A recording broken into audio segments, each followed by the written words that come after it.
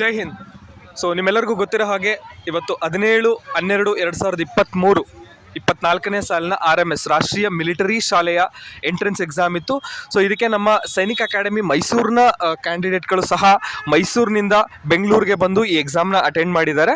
So ಅವ್ರನ್ನ ನಮ್ಮ Sam ಕ್ಯಾಂಡಿಡೇಟ್ಸ್ನ ಇಲ್ಲಿ ಅಟೆಂಡ್ ಮಾಡ್ಸೋಕ್ಕೆ ನಮ್ಮ ಸ್ಯಾಮ್ ಬಹಳಷ್ಟು ಪೂರ್ವ ತಯಾರಿಗಳನ್ನು ಮಾಡಿಕೊಂಡು ಓನ್ ವೆಹಿಕಲ್ನ ಮಾಡಿಕೊಂಡು ಅಲ್ಲಿಂದ ಇಲ್ಲಿವರೆಗೂ ಮೈಸೂರಿನಿಂದ ಅವ್ರಿಗೆ ಬೆಳಿಗ್ಗೆ ಮುಂಜಾನೆ 5 ಗಂಟೆಗೆ ಇಲ್ಲಿಂದ ಸರಿಯಾದ ಟೈಮ್ಗೆ ಬೆಂಗಳೂರಿಗೆ ತಲುಪಿಸಿ ಅವ್ರಿಗೆ ತಿಂಡಿಯನ್ನು ಕೊಟ್ಟು ಅವರವರ ಪರೀಕ್ಷಾ ಕೇಂದ್ರಗಳಿಗೆ ತಲುಪಿಸುವಂಥ ಕೆಲಸವನ್ನು ಮಾಡಿದ್ವಿ.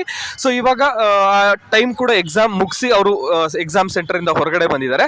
ಸೊ ಅವರ ಎಕ್ಸ್ಪೀರಿಯನ್ಸ್ ಹೇಗಿತ್ತು, ಸೊ ಅವರ ಅನುಭವ ಹೇಗಿತ್ತು, ಮತ್ತು ಅವ್ರ ಎಕ್ಸಾಮ್ ಯಾವ ಥರ ಮಾಡಿದ್ರು ಅನ್ನೋದ್ರ ಬಗ್ಗೆ ಒಂದಷ್ಟು ವಿಚಾರ ಒಂದಷ್ಟು ಡೀಟೇಲ್ಸ್ನ ಪಡ್ಕೊಳ್ಳೋಣ.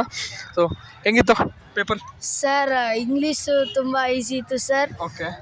ಮ್ಯಾಥ್ಸಿಗೆ ಟೈಮ್ ಸಿಗಲಿಲ್ಲ ಸರ್, ಆದರೂ ಮಾಡಿದ್ವಿ ಸರ್. ಸೊ ಪಡ್ಕೊಂಡಿದ್ದಂಥ ಕೋಚಿಂಗ್ ಉಪಯುಕ್ತ ಅಂತ ಅನಿಸ್ತಾ, ಯೂಸ್ಫುಲ್ ಅಂತ ಅನಿಸ್ತಾ? Yes sir. ಸೋಲ್ಜರ್ಸಿಂದ ಅವರು ಸ್ವಲ್ಪ ಅವರು ಸೋಲ್ಜರ್ಸಿಂದು ಲೈಫ್ ಎಕ್ಸ್ಪೀರಿಯನ್ಸು ಆ ಕಡೆ ಉತ್ತರ ಕರ್ನಾಟಕ ಆ ಕಡೆ ಎಲ್ಲ ಹೆಂಗಿತ್ತು ಅಂತ ಎಲ್ಲ ಹೇಳ್ಕೊಟ್ರು. ಚೆನ್ನಾಗಿ. ಓಕೆ. ಸೊ ಓವರಾಲ್ ಪೇಪರ್ ಯಾವ ಥರ ಸರ್? ಚೆನ್ನಾಗಿತ್ತು. ಓಕೆ. ಸ್ಯಾಮ್ನಲ್ಲಿ ಪಡ್ಕೊಂಡಂಥ ಕೋಚಿಂಗ್ ಯೂಸ್ಫುಲ್ ಅಂತ ಅನ್ನಿಸ್ತಾ? ಎಸ್. ಓಕೆ.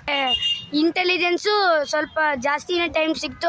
ಸೊ ನಮಗೆ ಮ್ಯಾಥ್ಸ್ ಮಾಡೋಕ್ಕೆ ತುಂಬ ಅನುಕೂಲ ಆಯಿತು ಸರ್. ಓವರಾಲ್ ಪೇಪರ್ ತುಂಬ ಈಸಿ ಇತ್ತು. ಓಕೆ. ಸೊ ಜೀವನ್, ಹೆಂಗಿತ್ತು ಪೇಪರ್?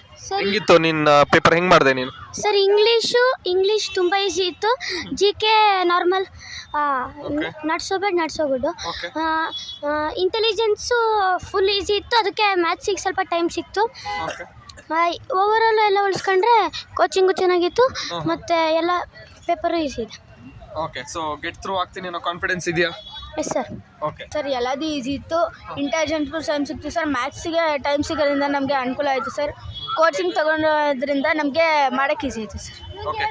ಸೆಲೆಕ್ಟ್ ಆಗ್ತೀನಿ ಅನ್ನೋ ಕಾನ್ಫಿಡೆನ್ಸ್ ಇದೆಯಾ? ಸರ್ ಕಾನ್ಫಿಡೆನ್ಸ್ ಇದೆ sir. Very good. Sir exam full easy ಇತ್ತು ಸರ್. ಅದರಲ್ಲಿ ಇಂಗ್ಲೀಷ್ ಈಸಿ ಇತ್ತು ಸರ್. ಇದು GK ಒಂದು ಸ್ವಲ್ಪ ಈಸಿ ಇತ್ತು ಸರ್. ಆಮೇಲೆ ಮ್ಯಾಥ್ಸಲ್ಲಿ ಟೈಮ್ ಸಿಗಲಿಲ್ಲ ಸ್ವಲ್ಪ ಸರ್, ಆದರೂ ಮಾಡಿದ್ದೀವಿ ಸರ್. ಮ್ಯಾಥ್ಸು ಮಾಡೋಕ್ಕೆ ಟೈಮ್ ಸಿಗಲಿಲ್ಲ ಸರ್. ಇನ್ನೆಲ್ಲ ಈಸಿ ಇತ್ತು sir overall paper. Okay.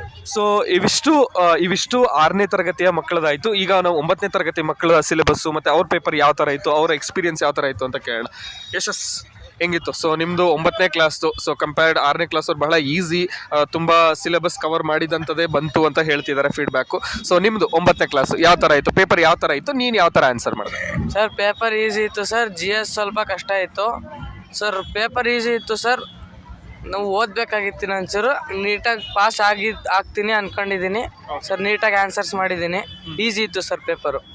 Sir coaching ಹೋಗಿದ್ದರಿಂದ ಇದೆಲ್ಲ ಇರುತ್ತೆ GK ಅಂತೆಲ್ಲ ಗೊತ್ತಾಗಿತ್ತು ಸರ್. ಇಲ್ಲಾಂದರೆ ಮನೆಯಲ್ಲೇ ಓದ್ಕೊತೀನಿ ಅಂದರೆ ಆಗ್ತಾ ಇರಲಿಲ್ಲ ಸರ್. ಇನ್ನು ಈಸಿ ಇತ್ತು ಸರ್. GS ಸ್ವಲ್ಪ ಕಷ್ಟ ಇತ್ತು. ಹಿಂದಿ ಎಲ್ಲ ಕೊಟ್ಟಿದ್ರು, ಅದು ಓದೆಲ್ಲ ಮಾಡಬೇಕು. ಒಂದು ಕಾನ್ಫಿಡೆನ್ಸ್ ಬಂತಾ? ಸೊ ಯಾವುದೇ ಕಾಂಪಿಟೇಟಿವ್ ಎಕ್ಸಾಮ್ ಆದರೂ ಪಡ್ಕೊಂಡಿರೋಂಥ ಕೋಚಿಂಗ್ ನೆಕ್ಸ್ಟ್ ಕ್ಲಿಯರ್ ಮಾಡ್ಕೋತೀನಿ ಅನ್ನೋ ಕಾನ್ಫಿಡೆನ್ಸ್ ಬಂತಾ? ಹಾಂ ಸರ್, ಬಂತು. GS ಒಂದು ಸ್ವಲ್ಪ ಇದಾಗಿತ್ತು ಸರ್, ಕಷ್ಟ ಇತ್ತು. ಮ್ಯಾಥ್ಸ್ ಒಂದು ಸ್ವಲ್ಪ ಅಷ್ಟೇ. ಅಕಾಡೆಮಿಗೆ ಬಂದು ಹೆಲ್ಪ್ ಆಯಿತು. ಜೋರಾಗಿ ಅಕಾಡೆಮಿಗೆ ಬಂದಿದ್ದು ಹೆಲ್ಪ್ ಆಯಿತು. Okay. Thank you. So parents ನೋಡಿದ್ರಲ್ವಾ? ಸೊ ಸ್ಯಾಮ್ನಲ್ಲಿ ಪಡ್ಕೊಂಡಂಥ ಕೋಚಿಂಗ್ ಎಲ್ಲ ನಮ್ಮ ಸ್ಟೂಡೆಂಟ್ಗಳಿಗೂ ಬಹಳಷ್ಟು ಉಪಯುಕ್ತ ಅಂತ ಅನಿಸಿದೆ. ಸೊ ಇದುವರೆಗೂ ನಮ್ಮ ಸ್ಯಾಮ್ ನಾವು ಹಾಕಿದಂಥ ಎಫರ್ಟ್ಸ್ ಬಹಳಷ್ಟು ಒಂದಷ್ಟು ಫಲಪ್ರದವಾಗಿದೆ ಅಂತ ನಾವು ನಂಬ್ಕೋಬಹುದು. ಸೊ ನೋಡೋಣ, hope for the best. So ಇದೇ ಪರ್ಫಾರ್ಮೆನ್ಸ್ನ ಅವರು ಮುಂದುವರಿಸ್ತಾ ಬಂದರೆ RMS ಆಗಿರ್ಬೋದು, ಸೈನಿಕ್ ಶಾಲೆ ಆಗಿರ್ಬೋದು, ಮುಂದೆ ಯಾವುದೇ ರೀತಿಯಾದಂಥ ಡಿಫೆನ್ಸ್ ಸೆಕ್ಟರ್ನಲ್ಲಿ ಅವರು ಒಂದು ಜಾಬ್ನ ಪಡ್ಕೋತಾರೆ ಅನ್ನೋ ಕಾನ್ಫಿಡೆನ್ಸ್ ನಮ್ಮಲ್ಲಿದೆ. ಸೊ ಇದೇ ಕಾನ್ಫಿಡೆನ್ಸ್ ಅವರಲ್ಲೂ ಇದೆ. ಸೊ ಈ ಕಾನ್ಫಿಡೆನ್ಸ್ನ ಅವರು ಮನೆಗೆ ಬಂದ ಮೇಲೆ ಆ ಕಾನ್ಫಿಡೆನ್ಸ್ನ ನೀವು ಅವರಲ್ಲಿ ಕಾಣ್ತೀರಾ. ಜೈ ಹಿಂದ್.